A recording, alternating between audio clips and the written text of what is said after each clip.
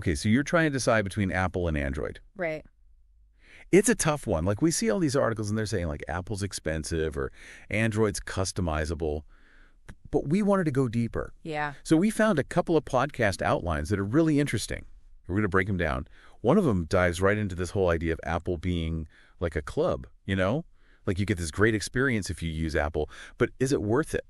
Because it's not just about the phones themselves. It's like their whole ecosystem. Yeah. Your phone, your headphones, your laptop, they all just work together. Exactly. And they share data so easily.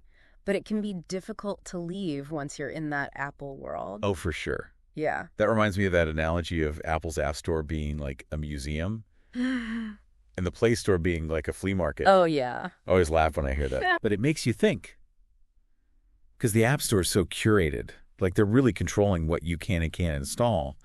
But then on the other hand, the Play Store has just, like, everything. It does. You might have to search a little more to find what you want, but at least you have the freedom. But, and this is a big but, Yeah. there are other things to think about, like security. Right. Because Android is open to apps from anywhere, so there's a slightly higher risk of security problems. Right. But that doesn't mean that you're guaranteed to get a bad app or anything like that. Okay. It just means you have to be a little bit more careful. So what should people do? Just be aware. Stick to the well-known app stores. Read the reviews. And be sure to pay attention to the permissions that the app asks for. Good advice. So yeah, it's a trade-off. More freedom. A bit more responsibility. Makes sense. Yeah. Okay, let's talk about customizing Android. That's the fun part, right? It's not just about changing your background. We're talking about really making your phone your own. Exactly. You can, all these widgets that you can change up. You can even make it so your phone does certain tasks automatically. Oh, wow. And you could even totally change the software on your phone if you want. It's pretty amazing. So imagine this. Your phone automatically knows when you're at work, and it silences all your notifications. Oh, I like that. Or you could even make your phone look like an old school gaming console if you wanted to. That's so cool. Yeah, so with Android, if you can think it, you can probably do it. Yeah. And it's that control that makes Android special. Right. That's so cool. It's like you can have your phone adapt to your life instead of the other way around. And it's not just about how it looks. A lot of people use those automation features to be more productive. Oh, yeah. They can have their phone take care of little things automatically during the day. That's smart. But speaking of things that just work, what about Apple's cameras? They're known for that. Yeah. It's like that friend we all have who always looks amazing in photos, even when everyone else looks blurry. Yeah. Android phones can be hit or miss with the cameras. Totally.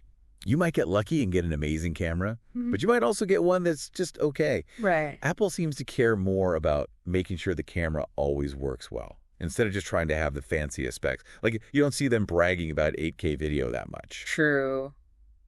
But you know the camera's going to take good photos in almost any situation. And honestly, how often are we really watching 8K videos? Yeah, good point. Plus, those files are huge. You'd fill your phone up so fast trying to store all that. That's so true. And even if you could record in 8K, do you even have the right stuff to edit those videos? Most people don't.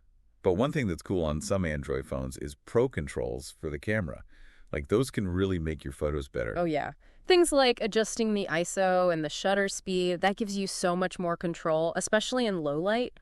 It's the difference between just taking a quick photo and really, like, composing a shot. Yes. So if you're really into photography, those Pro controls can be amazing. Yeah, it's like having a professional camera in your pocket. Well, kind of. But that actually makes me think of another really important thing that we haven't mentioned yet. What's that?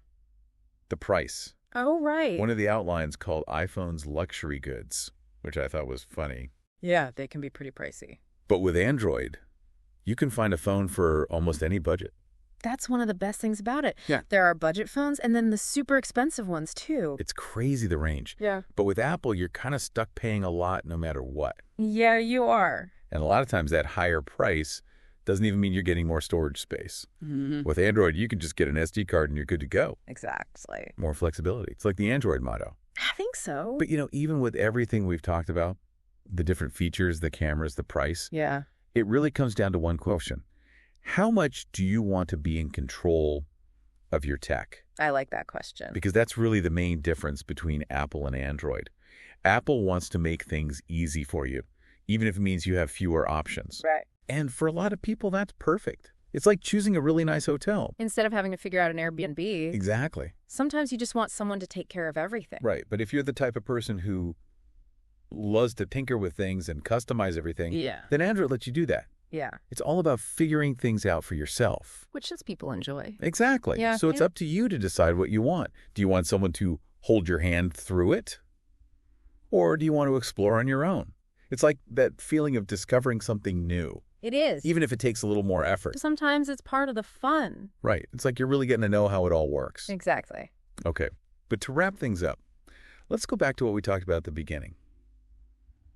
Thinking about whether to go with Apple or Android. We've gone over all the pros and cons. And I think it really just comes down to what's important to you as a person. I agree.